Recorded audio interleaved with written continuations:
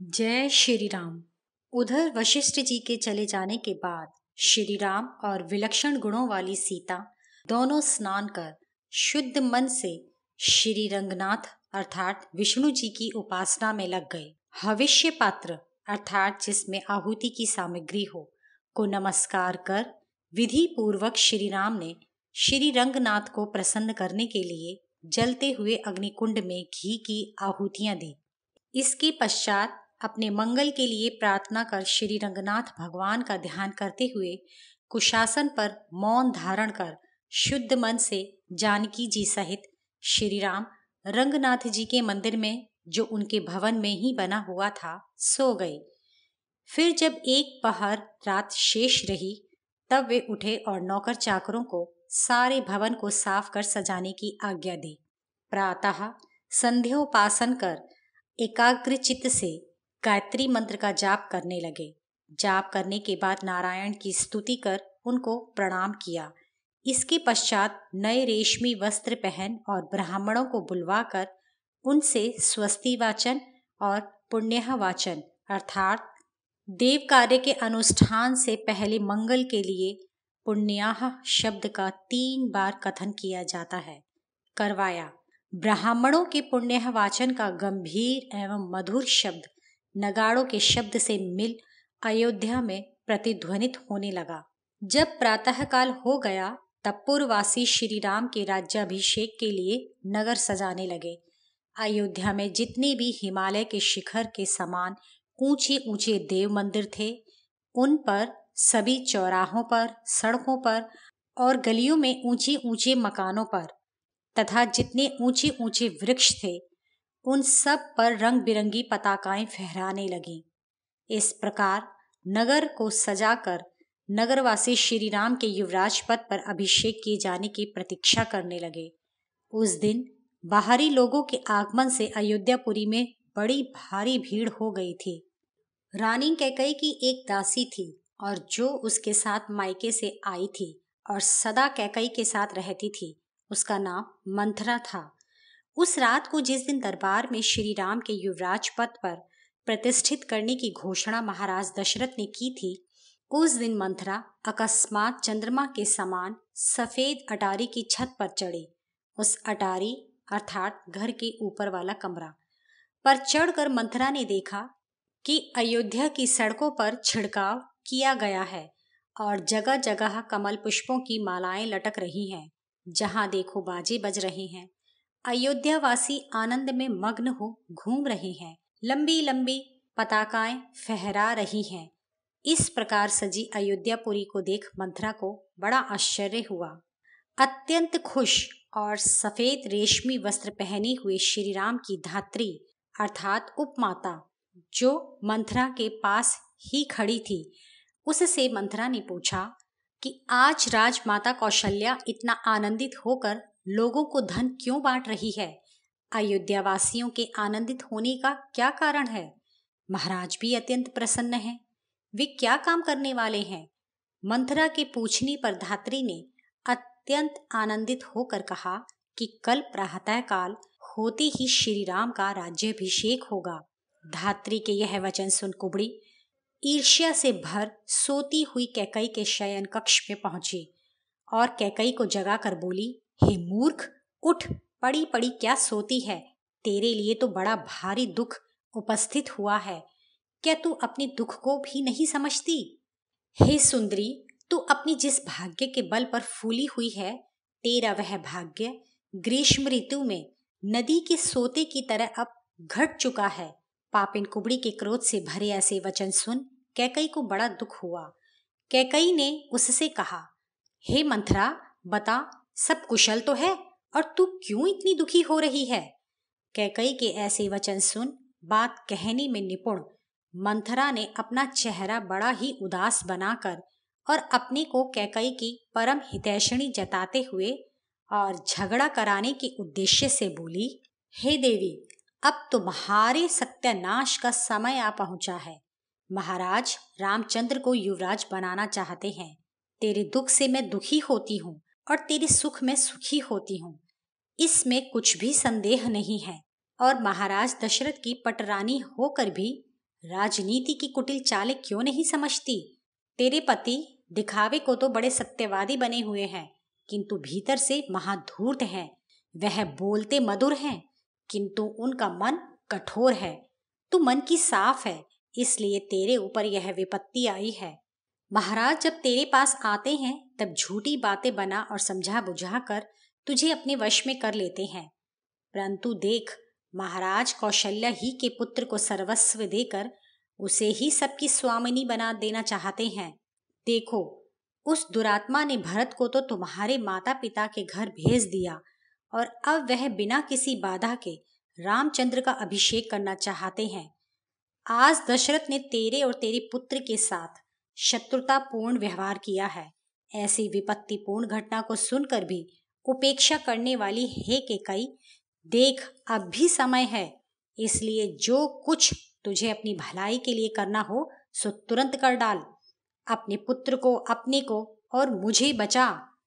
मंथरा के ये वचन सुन कैकेयी हर्ष में भर अपनी शैया से उठ बैठी और अत्यंत प्रसन्न हो कैकेयी ने अपना एक बहुमूल्य उत्तम गहना कुबड़ी को दे दिया। अपना आभूषण मंथरा को दे और उसी ओर देखकर वह बोली, हे मंथरे, यह तो तूने बड़े ही आनंद का समाचार सुनाया है। इस सुखद समाचार को सुनाने के बदले बता तुझे और क्या दूं? मैं राम और भरत में कोई भेद नहीं करती। अतः महाराज यदि राम को राज्य देते हैं तो मुझे बहुत खुशी होगी। कैकेयी का यह वचन सुन और अनादर के साथ उस आभूषण को फेंक कर मंथरा बड़े क्रोध और दुख के साथ कहने लगी, हे मूर्ख, तू शोक की जगह आनंदित हो रही है। मुझे तो मन ही मन तेरी बुद्धि पर हंसी आती है कि अत्यंत दुखी होने का कारण होते हुए भी तू शोक न करके प्रसन्न हो रही है। क्या कोई भी समझदार स्त्री अपनी सौत के पुत्र की उन्नति देख प्रसन्न हो सकती है, जबकि यह बात तेरे लिए मृत्यु के समान है। जिस प्रकार राज्य पर रामचंद्र का अधिकार है, उसी प्रकार भरत का भी है। इसलिए राम को भरत का डर है और यह ठीक भी है, क्योंकि जो जिससे डरता है उसको उसका डर रहता ही है। मुझे यही सोचकर बड़ा खेद है, क्योंकि जब राम राजा होंगे तब वे अपने भय के कारण भरत को अवश्य ही दूर कर देंगे अथवा मरवा डालेंगे। राम को भरत ही का इतना भारी खटका क्यों है? लक्ष्मण और शत्रुघ्न भी तो राज्य के अधिकारी हैं। इसके समाधान में मंथरा कहती है, लक्ष्मण जी सब प्रकार से श्री राम के आज्ञाकारी हैं और लक्ष्मण चूं भी नहीं कर सकते। शत्रुघ्न भी उसी प्रकार भरत के आज्ञाकारी हैं जिस प्रकार लक्ष्मण श्री राम के। अतः जब भरत को राम मारेंगे तब शत्रुघ्न भी उनका साथ देने अवश्य मारे जाएंगे। अतः श्री राम के प्रतिस्पर्धी केवल भरत हैं। श्री राम राजनीति विशारद हैं, परम चतुर और समयानुसार तुरंत कार्य करने वाले हैं। अतः भरत को राम सहज ही में पराजित कर सकते हैं। इस समय तो कौशल्या का भाग जागा है, जिसके पुत्र रामचंद्र का युवराज पद पर प्रातःकाल ब्राह्मण लोग अभिषेक करवाएंगे। तुझे उस कौशल्या के सामने, जो सब पृथ्वी की स्वामिनी होगी और जिसके सब शत्रु मारे जाएंगे, हाथ जोड़कर दासी की तरह खड़ा रहना पड़ेगा।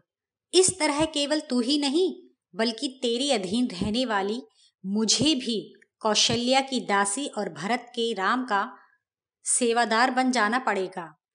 इससे राम जी की स्त्री और उसकी सखियां परम आनंदित होंगी और भरत को राज्य न मिलने से अथवा उनका प्रभाव नष्ट होने पर तेरी पुत्र वधु को भी बड़ा दुख होगा। मंथरा को इस प्रकार राम की निंदा करते हुए देख देवी कैकेयी श्री रामचंद्र के गुणों का बखान करने लगी। श्री राम अत्यंत धर्मज्ञ, गुरुओं से सुंदर शिक्षा पाए हुए, बड़े कृतज्ञ, सत्यवादी, परम पवित्रता से रहने वाले और महाराज के ज्येष्ठ पुत्र हैं। अतः सब प्रकार से वे ही युवराज पद पाने के योग्य हैं। रामचंद्र दीर्घायु हों और वे अपने भाइयों और नौकर चाकरों का वैसे ही पालन करेंगे जैसे पिता अपने पुत्रों का पालन करता है। अतः हे मंथरा, तू रामचंद्र के अभिषेक का समाचार सुन क्यों जली भुनी जा रही है। श्री राम के राज सिंहासन पर बैठने के 100 वर्ष बाद अवश्य अपने पितरों का राज्य पाएंगे। तू इस उत्सव के समय जिससे सबका कल्याण होगा क्यों जली जाती है? मुझको जैसे भरत प्यारे हैं वैसे ही राम भी हैं। वे तो कौशल्या से बढ़कर मेरी ही सेवा करते हैं। यदि राम ही राज्य पाएंगे तो भी वह राज्य भरत का ही है, क्योंकि रामचंद्र अपने समान ही अपने भाइयों को भी मानते हैं। कैकई की ये बातें सुन मंथरा बहुत दुखी हुई और लंबी सांस लेकर कैकई से बोली, अनर्थ को अर्थ समझने वाली अरी मूर्खा, शोक के महासागर में डूबती हुई भी तू अपने को नहीं समझती। जब रामचंद्र राजा होंगे तब उनके पीछे उनका पुत्र राजा होगा या भरत? भरत तो राज्य से वंचित ही रहेंगे। राजा के सब पुत्र कहीं राज सिंहासन पर नहीं बैठते, और यदि कहीं बैठाए जाते तो बड़ा अनर्थ होता। हे कैकई, इसलिए राजा लोग बड़े पुत्र को राज्य शासन का भार सौंपते हैं। हाँ, उस दशा में जब बड़ा बेटा गुणवान नहीं होता और छोटा बेटा गुणवान होता है तो वह भी राजा होता है, किंतु राज्य दिया एक को ही जाता है। सो राम के राजा होने पर तेरा पुत्र भरत सब प्रकार से, सब सुखों से वंचित हो अनाथ दुखियों की तरह राजवंश से अलग कर दिया जाएगा। अतः मैं तो तुझे तेरी भलाई बतलाने के लिए आई हूं। यदि तू समझती बूझती होती तो क्या सौत के सौभाग्य की बढ़ोतरी सुन मुझे गहना पुरस्कार में देती। मैं यह निश्चय पूर्वक कहती हूँ कि राम राज्य पाकर भरत को या तो देश निकाला दे देंगे या उनको जान से ही मरवा देंगे। पास में रहने से पेड़ आदि पदार्थों पर भी लोगों को ममता हो जाती है, लेकिन तूने तो भरत को लड़कपन से ही ननिहाल भेज दिया। अगर भरत तेरे पास रहते तो तुझे भरत से ममता न होती। साथ साथ रहने के कारण ही शत्रुघ्न भी भरत के साथ चले गए, क्योंकि जैसे लक्ष्मण राम के अनुयायी हैं वैसे ही शत्रुघ्न भरत के अनुयायी हैं।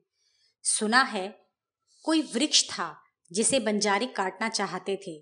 समीपवर्ती होने के कारण उसे इशिका नाम के कांटेदार पेड़ों ने बचाया था, किंतु तुमने अपने पुत्र को नहीं बचाया। लक्ष्मण राम की रक्षा करेंगे और राम लक्ष्मण की। इन दोनों का भाई प्रेम अश्विनी कुमारों की तरह प्रसिद्ध है, इसलिए रामचंद्र लक्ष्मण का कभी कुछ भी अनिष्ट न करेंगे, किंतु भरत का अनिष्ट करने में वे कभी न चूकेंगे, इसमें कुछ भी संदेह नहीं है। इसलिए मेरी समझ में तो इसी में तुम्हारी भलाई है कि भरत को ननिहाल से भागकर वन में चले जाना चाहिए, क्योंकि मारे जाने की अपेक्षा तो वन में रहना ही ज्यादा अच्छा है। यदि जीते रहे तो कभी तो दिन बहोरेंगे, और यदि कहीं भरत धर्म से अपने पिता का राज्य पाए तो इससे तुम्हारे भाई बंधुओं का भी कल्याण होगा। भरत केवल तुम्हारे सुख के लिए ही बालक हैं, किंतु राम के वे स्वाभाविक शत्रु हैं। अतः जब राम की बढ़त होगी तब भरत उनके वंश में पड़ कैसे जिएंगे। हे कैकई, इसलिए तू सिंह से झपटे हुए हाथियों के मुखिया की तरह रामचंद्र से भयभीत भरत की रक्षा कर। तू अपने सौभाग्य के अभिमान में भर पहले जो दुर्व्यवहार कौशल्या के साथ कर चुकी है, उन सब का बदला राजमाता कौशल्या राम के राजा हो जाने पर क्या तुझसे न लेगी। हे कैकई, समुद्र पर्वत नगरों सहित पृथ्वी का राज्य जब राम पाएंगे तब याद रख तू अपने पुत्र भरत के साथ अनादर की यातना पाएगी। यह भी याद रख कि राम के राज्य पाने पर भरत निश्चय ही मारे जाएंगे, इसलिए जैसे बने वैसे ऐसा कोई उपाय कर जिससे राम वन में निकाले जाएं और भरत राज्य पाएं। जब मंथरा ने कैकई को इस प्रकार पट्टी पढ़ाई तब मारे क्रोध के कैकई का मुख लाल हो गया और वह लंबी सांस ले मंथरा से बोली, मैं आज ही राम को तुरंत वन में भेजती हूँ और झटपट भरत का युवराज पद पर अभिषेक करवाती हूँ। हे मंथरा, अब इस समय कोई ऐसा उपाय सोच जिससे भरत को ही राज्य मिले और राम को न मिले। जब कैकई ने यह कहा तब पापिन मंथरा श्री राम का सर्वनाश करने को कैकई से बोली, है कैकई सुन, मैं तुझे अभी यह उपाय बताए देती हूँ जिससे केवल तेरे पुत्र भरत को ही राज्य मिले। तूने जो बात मुझसे कई बार कही है उसे क्या तू भूल गई या मुझसे कहलाने के लिए ही तू इसे छिपा रही है।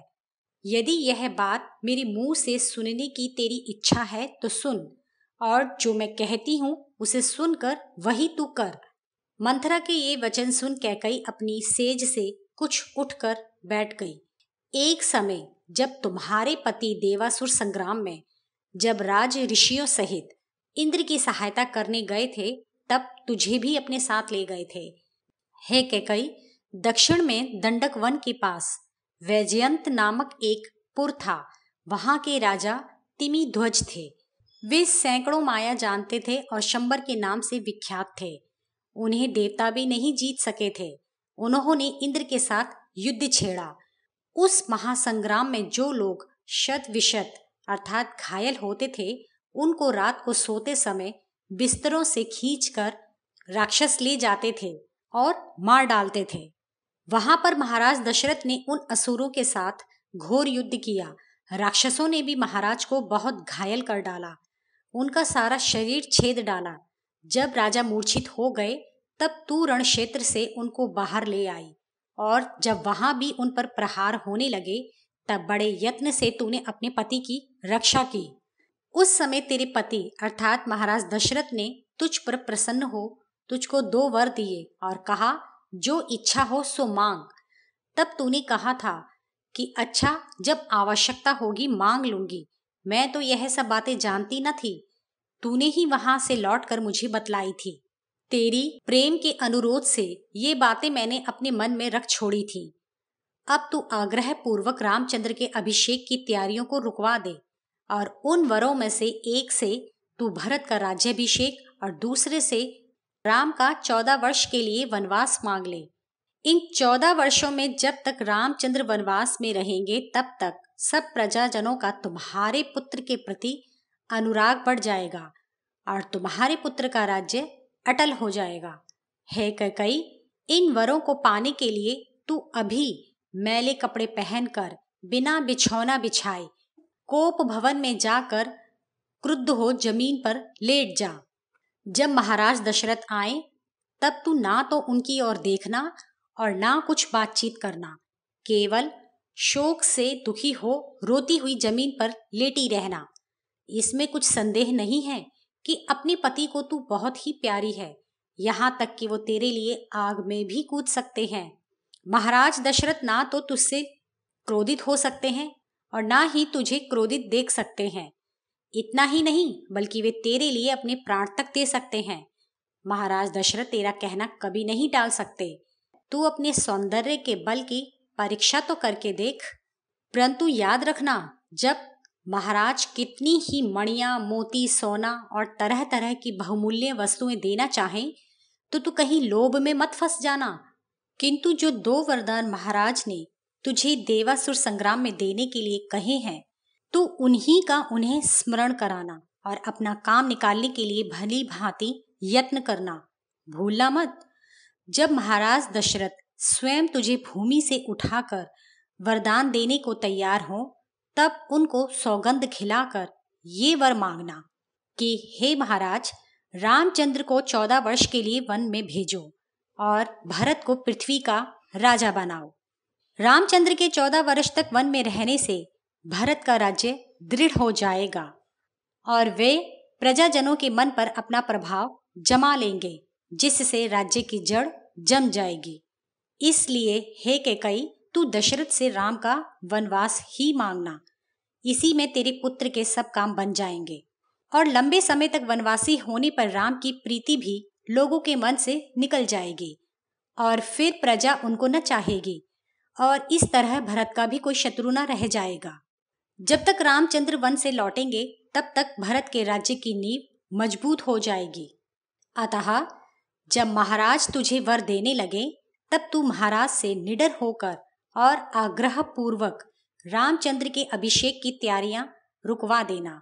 मंथरा की बुरी सलाह को कैकई ने अपनी भलाई समझ उसी के अनुसार काम करना स्वीकार किया। अति रूपवती कैकई को बड़ा आश्चर्य हुआ कि महाराज ने इतना बड़ा काम उसको बताए बिना कैसे निश्चित कर लिया, और बोली, हे मंथरा, मैं नहीं जानती थी कि तू सर्वश्रेष्ठ बोलने वाली है और सबसे बढ़कर मेरा हित समझने वाली है।